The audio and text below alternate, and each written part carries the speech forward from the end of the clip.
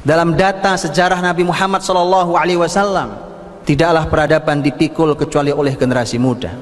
10 sahabat Nabi yang dijamin masuk surga, yang merupakan orang-orang awal: Abu Bakar, Umar, Utsman, Ali, Abdurrahman, Zubair, Talha, Abu Beda, Sa'id bin Mu'adz. Ketika 10 sahabat yang dijamin masuk surga ini, kita melihat data usianya sangat luar biasa dan istimewa. Berapa yang Anda bayangkan tentang usia mereka?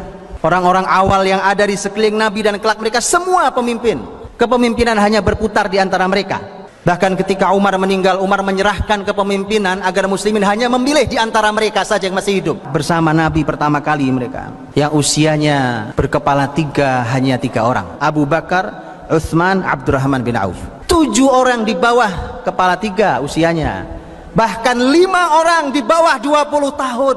Jadi kalau hari ini para ayah mengabaikan anak-anaknya yang usia di bawah 20 tahun, Anda ditanya di hadapan Allah Subhanahu wa taala, an umrihi fima afna wa an syababihi fima ablah. Anda tak akan pernah bisa menjawab pertanyaan ini di hadapan Allah. Anda berikan mereka permainan, gadget yang melalaikan, mereka habiskan waktunya malam harinya untuk kesia-siaan, bahkan naudzubillah untuk kemaksiatan. Anda tak akan pernah bisa menjawab pertanyaan Allah ini. Kemana dihabiskan usia mudanya? Kemana diselesaikan usianya? Sekaligus menjadi sebuah renungan besar untuk generasi muda kita, wahai para pemuda. Sebuah renungan yang tidak sederhana. Karena ini khusus usia muda, usia ditanya oleh Allah Subhanahu wa taala. Khusus ditanya karena itulah usia kekuatan di antara 2 kelemahan. Karena hadirin dirahmati Allah, memperhatikan generasi muda, kalau kita benar perhatikan dan kita didik mereka, maka benar Anda telah memperhatikan dan mendidik sebuah kebangkitan peradaban.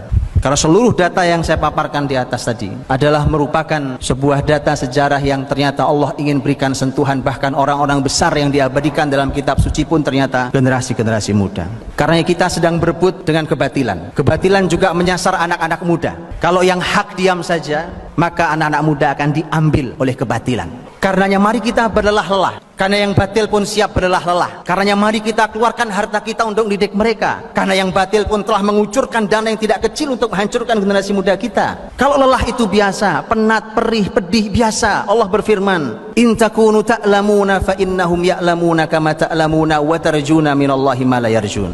Kalau kalian sakit, penat, perih, pedih, sama mereka orang-orang kafir juga demikian. Bedanya kalian punya harapan di sisi Allah yang mereka tidak punya. Kita harus berani melakukan itu. Kita harus merebut generasi muda kita dari tangan orang-orang yang memperjuangkan kebatilan. Karena di hadapan kita ada